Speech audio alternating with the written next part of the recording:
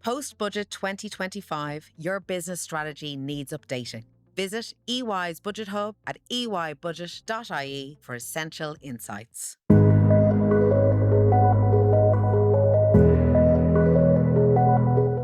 Hello and welcome to the Budget Briefing in association with EY. I'm Emmett Oliver and we're recording this, of course, in the wake of Budget 2025, which has happened over the last 24 hours. And I'm delighted to be joined by Brian Kelly, who's a tax partner at EY, and Jennifer Sweeney, who is a tax director at EY. Both of you very welcome. I know you've had a busy 24 hours, so you've dusted yourselves off and joined us here today for the recording. Can I just kick off with yourself, Jennifer, and give us some idea what you thought personally were the biggest takeaways from this particular budget? Yep, thank you, Emmett, for having us. So I think one of the biggest takeaways that we've seen from the budget is that there was, the government was looking to put money back into people's pockets here. And we've seen that they have achieved that through a number of measures. We see that the majority of the measures that have been introduced with this budget has been directed towards households and individuals to help alleviate the challenges that people have been facing recently with the cost of living and high inflation. And while inflation has come down now, those prices are still at quite a high level that we're wanting and hoping will come down as well. There were some measures from businesses, which Brian can touch upon, but I think the majority of it, the key takeaway was it was a budget for individuals and households and just trying to help them meet those day-to-day costs. And Brian, in terms of, obviously there's hundreds of measures in there. We can't get to them all today. We'd have to have 3 or 4 different recordings to do that. But would there be, what would you say was the biggest impact on the typical household? Is there 1 or 2 items you'd pick out and say they'd be the ones that I would zone in on? Yeah, well, I think the biggest measure, I suppose, that stands out is in the cost of living package. So when we sat here with you last week, Emmett, we talked about the overall package being, was it 8.6 billion? I think was there. Yeah, it's about 8.3 billion was what I think it was originally proposed as, and actually what's come out of it is that it's total to about 10.5 billion. And that's A type of inflation. potentially. And that's been made up of about 3 different packages within that. So there is the expenditure package, which was 6.9 billion, which remains at that point, at that level, I understand. But then I think what's pushed it up is that cost of living package, which is about 2.2 billion, and then the tax package of roughly around 1.4 billion, which is making up that. So you're seeing that they did actually take on board, I think, that there is a lot of expenses that households and families are facing, and they were looking to address that through a range of measures, whether that was by reducing taxes that are paid by individuals, or whether it's by putting money directly back into people's pockets through, such as energy credits and other once-off payments through the social welfare system. So children's allowance and energy credits, for example, 2 of the measures, and we didn't obviously get into the detail of those last week, but that's €1 billion roughly that they're spending, and it's an untargeted measure. So I think some of the concern were there, and we talked about this last week. Some of the concern is, untargeted measures, will they further fuel inflation? We won't know until the time. Time will tell as to where that lands. But I think that's I guess some of the criticism that the government might get is, well, who's going to benefit from this if it's a sort of a giveaway for all, and it's untargeted. Clearly, cost of living pressures are a reality for people, but for some more than others, I suppose. And Brian, they've been chipping away at USC. We saw another concession on that front. Do you think this is kind of the long-term trajectory now, is to kind of each budget to just have another little swipe at USC? It came in obviously during the financial crisis. So is that the sort of journey we're on? I'm not sure. I mean, I think the policy imperative for USC obviously dates back to the GFC back in 0809. But like anything, once you bring something in, it's very hard to get rid of it. I think it brings in about 5 billion a year in terms of tax revenue, and I think the concern, I suppose, and this is a widely held concern, they don't want to narrow the tax base too much. So from a corporate tax receipts perspective, we know that there's a narrow enough base there. There's an associated income tax narrow base associated with Because a it. day may come where if the corporation tax receipts go down, we may be going back to the income tax. So if you've hollowed that out a bit more, is that the Well, idea? I think that's it. So I think the USC, it's broadly applied. It's obviously progressive in nature, and it does apply. And they are taking more people out of the tax net by sort of reducing and changing some of the bands and reducing some of the charging point, the percentage charging point. But I don't see USC being something that the next government, let's say, will take on in a massively different way. I don't know whether It is, Jen, you agree. yeah, and it is, as Brian says, USC is an unpopular um, tax that was introduced in 2011 during the austerity years. It is a very successful revenue driver for the Irish Exchequer. Now, while there are measures that have been introduced over multiple budgets over the years to sort of play around with the bands, whether it's increasing the bands or reducing the overall rates, what they are trying to do is, kind of make it easy, so that those lower income earners, or those people with low income, aren't necessarily facing a USC tax bill, because they may already be exempt for income tax purposes. But it does touch upon Brian's point that there is concern around there that for personal taxes we do have a very narrow tax base, and Small group pay quite a large proportion. exactly. And that is quite unusual when you look at other OECD countries. Other OECD countries would have maybe lower tax rates, but it's spread over a wider base of people. So that concentration on that small group of people who are paying tax, and once you do pay tax, we've talked about this at length, you enter our marginal rates quite early compared to other OECD countries. So when you are paying tax, you actually then start to pay tax at the marginal rates, quite quickly.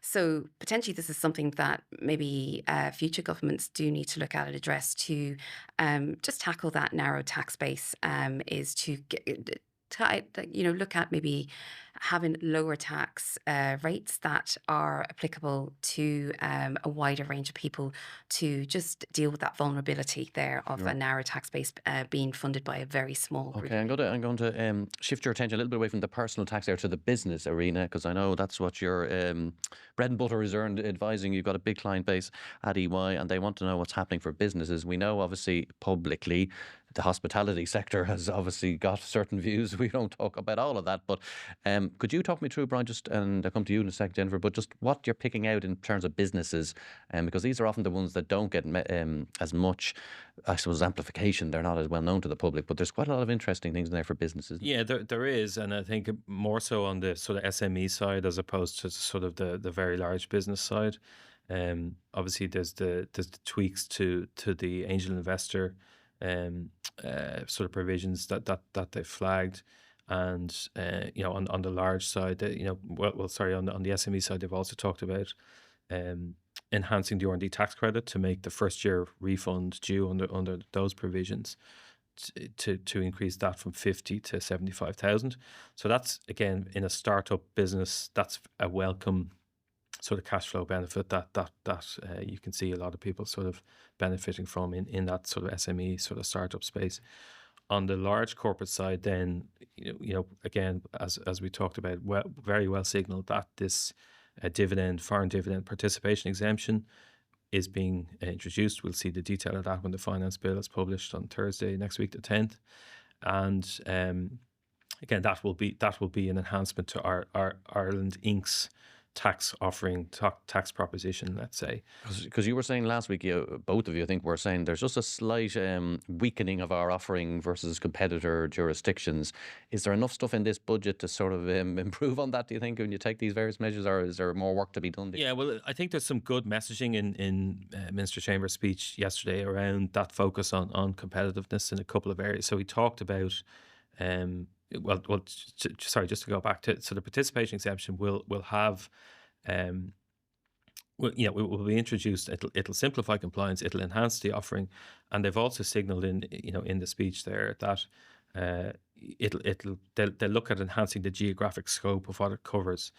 As and when I suppose the global minimum tax rules are embedded in other countries. So again, I think that is indication of a very coherent Irish policy in response to the BEPS 2 agenda.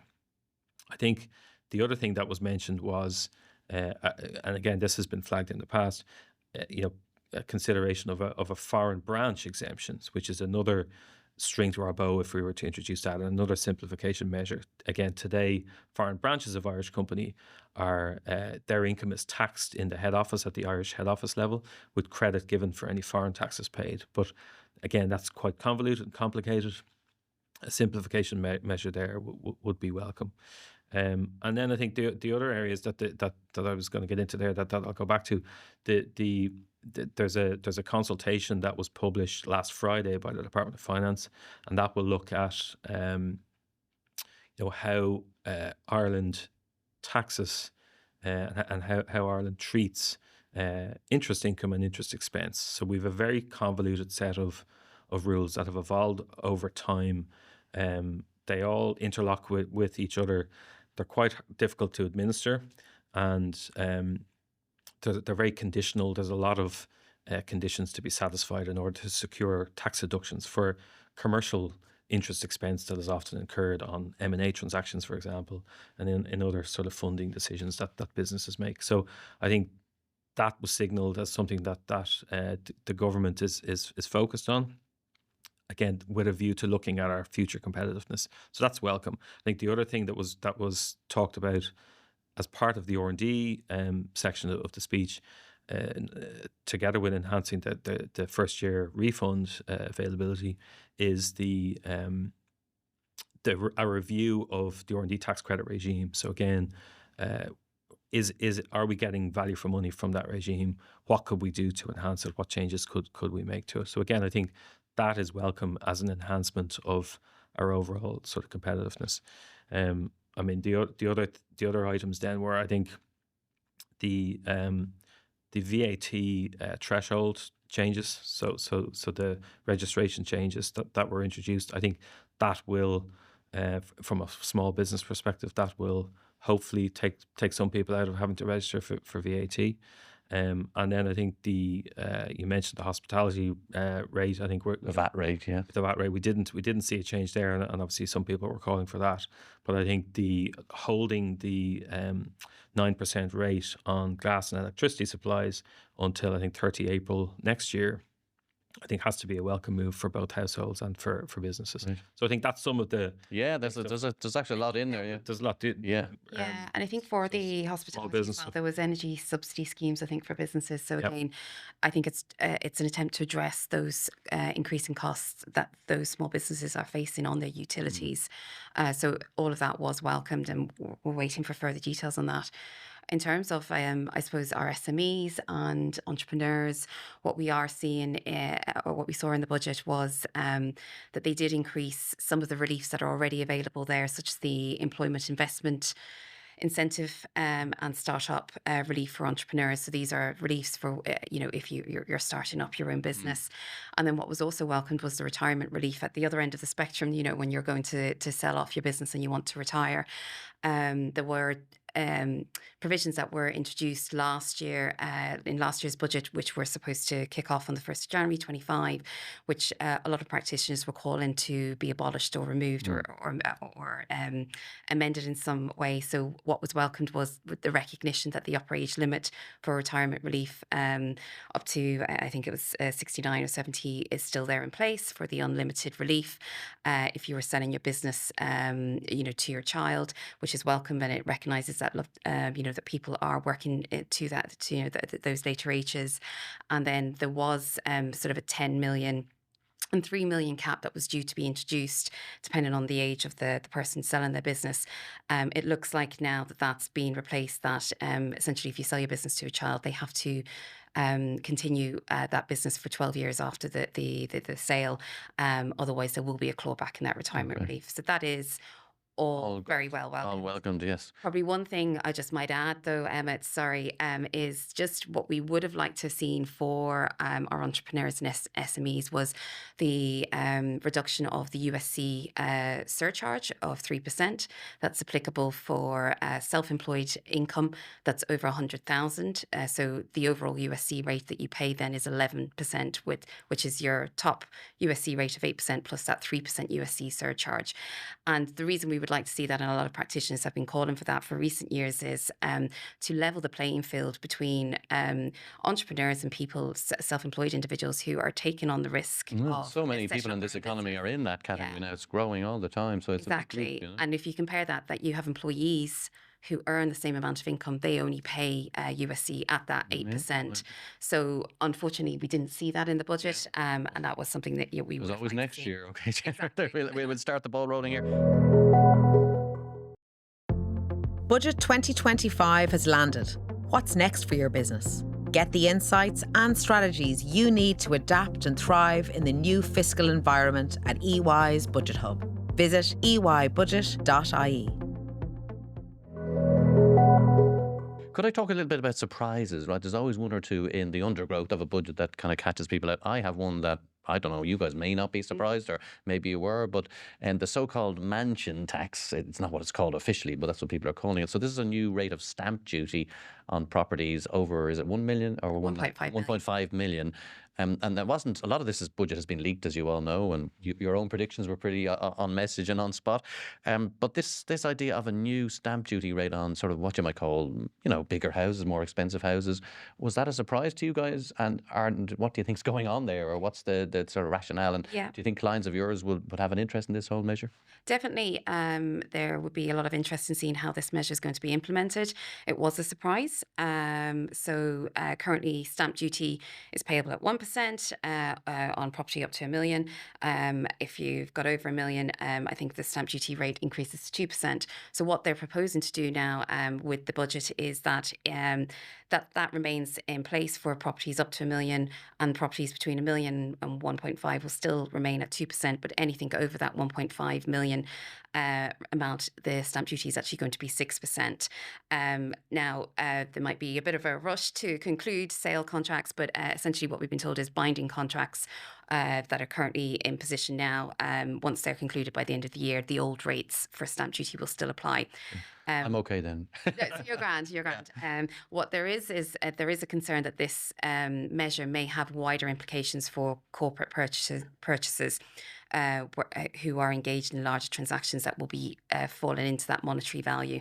So we'll just have to wait to see how that We'll actually make sure that to pan out. commercial purchasing is separated out from just ordinary residential purchasing. Is that what we need to Yeah, I mean, the concern would be, let's say you had a commercial purchaser of a student accommodation block of apartments, let's say, would the 6% apply for, on an aggregated basis above 1.5 million? Hopefully that's not the intent, but I think that's one of the unintended consequences potentially that needs to be clarified. Obviously, in that space, they've obviously increased the bulk purchase of houses, which are different to apartments, let's say, but houses are effectively now going to be taxed where they're acquired on a bulk purchase in units of 10 or more at a 15% stamp rate. So that's gone from 10 to 15%. So yeah, an interesting budget, more interesting budget from a stamp duty perspective than stamp duty is not something that we normally see in there. Back to the Future, we obviously had very high stamp duty rates sort of in the Celtic Tiger years. They're sending it. There's a little, not just sending it, but there's a little bit of mixed messaging there, because you've also got the inheritance tax changes where Exactly. the thresholds are going up. So a kind of nice home of some description that's worth the value, you're getting more of an allowance there when it's given on to children and so on. But then when you sell it, the stamp duty is higher originally. So it's just slightly, to get a handle on what's going up and down in that area, it's tough enough, isn't it? Yeah. And it was a welcome measure with the capital acquisitions tax or inheritance tax, to have those bands increase, because there was, I suppose, due to property prices increasing in recent years, there were individuals more and who were more, getting yeah. caught out in terms of that exemption threshold was being exceeded It by the property militates a little bit against people who in the Dublin area where obviously the valuations are higher. Okay, just for no fault of their own, they just happen to live in Dublin. So I suppose there is that argument. Could I just bring you on to the kind of the area that was a pressure point, I suppose, for the minister, which is housing and healthcare. They're kind of maybe the two talking points almost driving the budget, particularly housing. Were they effectively sort of addressed, tackled in your opinion? I mean, obviously there's a whole range of measures in there, but coming out of the budget, Brian, do you sort of say to yourself, we're making some progress on housing, or was there things missing there, or what was your overall kind of assessment? Yeah, I mean, I think that a lot of measures. So we'll talk about them now. But yeah, will any of them be effective in the round? I think collectively is the question. Um, it's difficult to sort of break it down. But I think that we talked about some of these windfall gains, like the AIB share sale, the government share sale, the 3 billion. So we got clarity there as to where the government saw that being spent. So we've talked about the infrastructure. So water, Irish Water, I think, is getting 1 million to spend on enhancing our water quality and our network. I think there's 1.25 billion going into the Land Development Agency, which again I think was flagged, but it's being sort of included in this budget. This is where the funds. And the land tax, there is, it's still a little bit hazy about what exactly is going to happen there, but there is a land tax in here. Yes, so the residential land zoned land tax will be levied in 2025. Now there is a measure that was announced yesterday that where you're using land, where your land has been zoned for residential use, but you're using it in a different economic way, commercially, farming, etc. You have an opportunity to effectively present to your local authority that your land is being used in a different way. But that 3% of the market value of usable land will be levied, and the measurement date for that is the 1st of February next year, 25. And do you think, Brian, I know it's early and I'm sort of nervous even asking this question, but do you think that will flush out a bit more land, like the amount of land coming on to the housing market or being made available for housing? Do you think it will have that effect, or is that a long way to go before we get to that point? Yeah, I mean, there'll probably be a rush potentially for people to sort of look to get their land rezoned from residential use to commercial use. So I think that will be interesting to see. What happens there if land that had been sort of in the crosshairs is being sort of reclassified effectively as hands off here. We'll see how that goes. You'd imagine it has to result in more land being sort of made available for acquisition. So I think that is a big, it's good to hear that, the farming community are going to be sort of accommodated there, and other users of land will be accommodated.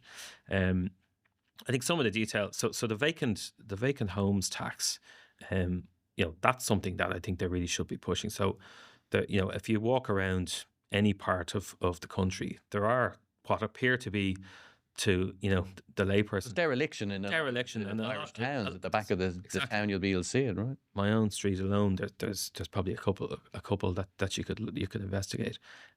So would it be like use it or lose it type of regime, where if the place is not used, they just tax it until somebody is forced to sell it? That would be useful, but I think as well, I mean, if you look around a lot of city centres, there's a lot of old buildings that are vacant, and potentially it's just down to cost. To revitalise them is so revitalise expensive. and retrofit them. So I think there needs to be maybe another approach as well. Sort of stranded assets that are just sitting there. Yeah, so increasing that from 5 times to 7 times the local property tax. I mean, again, that has to make people.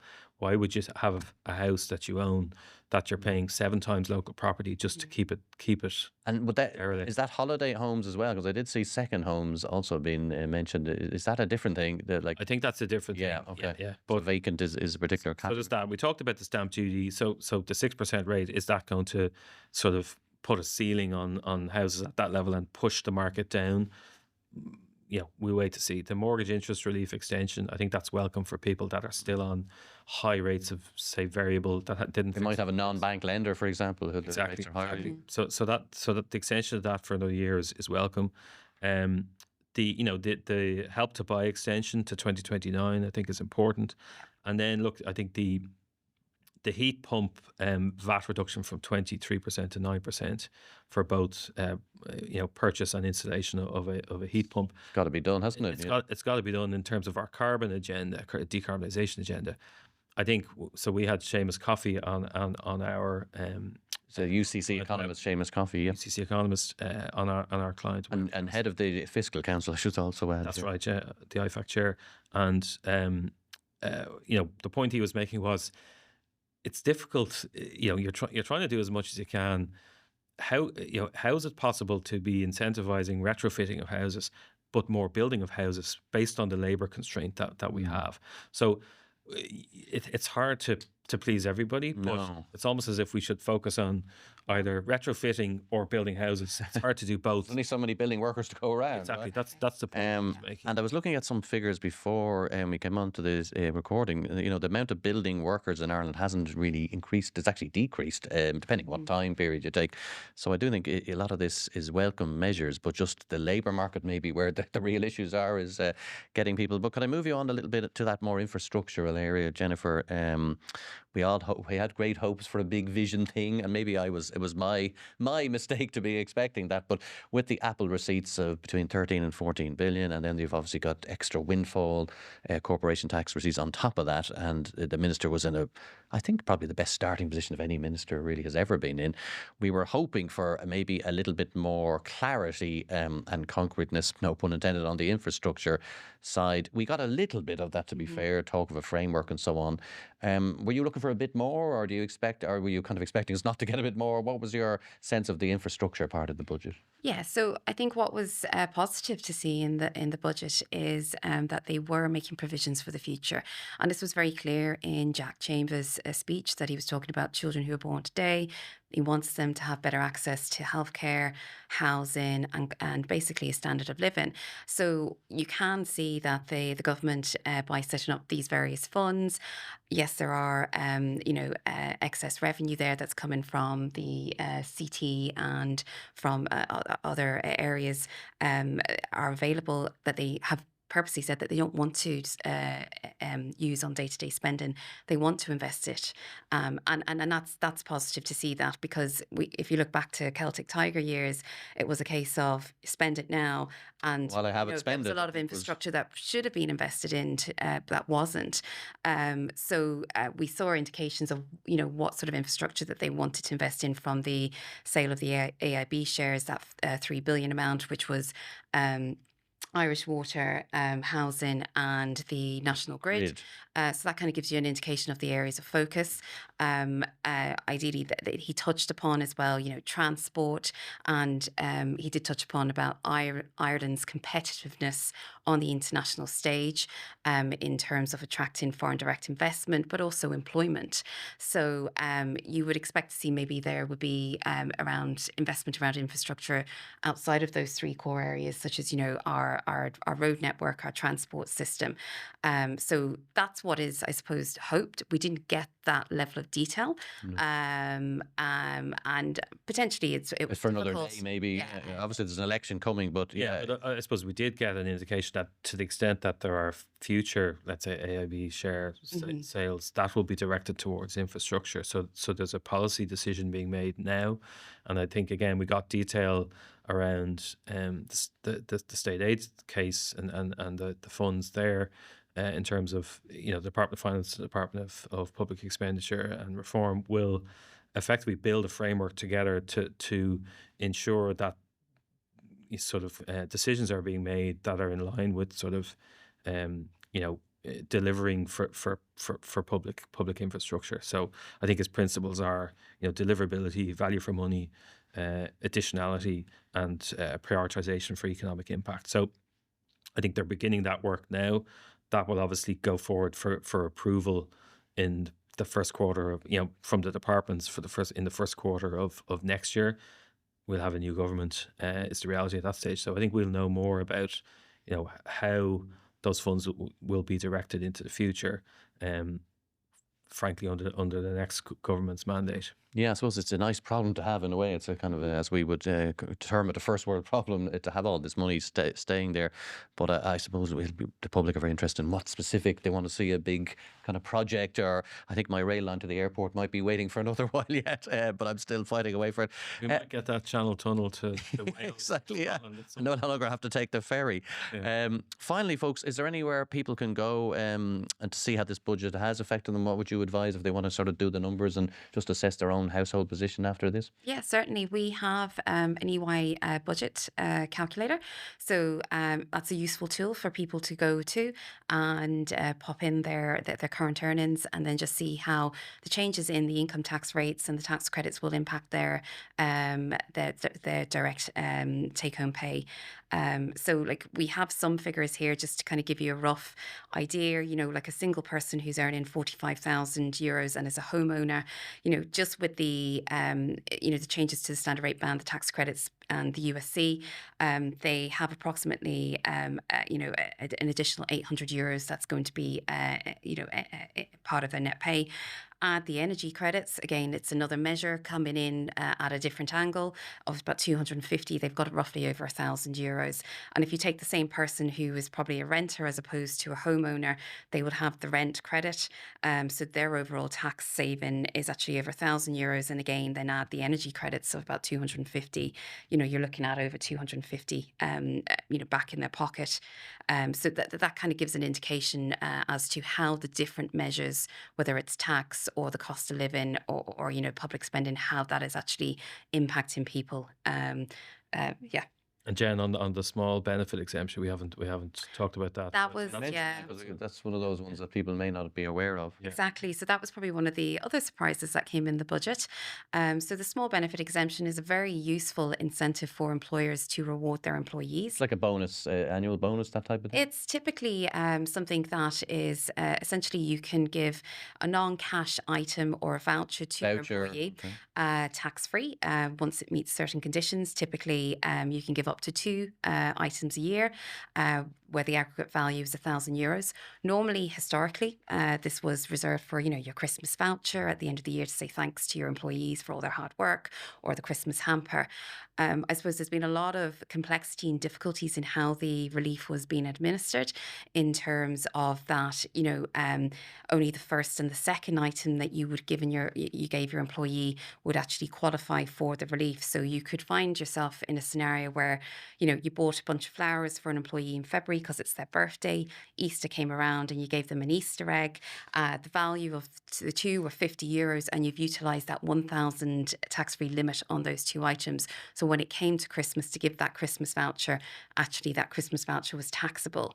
So there was slightly not living in the real world a little bit, maybe from a previous era or something, that it's the structure of it. So that's just and it was just the complexities in how the relief is structured. What the minister announced yesterday was that he's increasing the overall aggregate value to 1,500, which is welcomed, and then essentially you can give up to 5 different items to your employee throughout the year, so 5 different qualifying benefits. Right. So that potentially can address that example there that I gave you of the 3. If any of my employers are listening, I don't want an Easter egg next April. I want something. I want something bigger than that. But I understand the point you're making. Easter hamper. Yeah, exactly. Exactly. Listen, we have to leave it there. Thank you very much, both Brian Kelly, who is a tax partner at EY, and Jennifer Sweeney. Thank you as well, tax director at EY. Thank you both. You did well in your predictions. We'll have you again, as they say.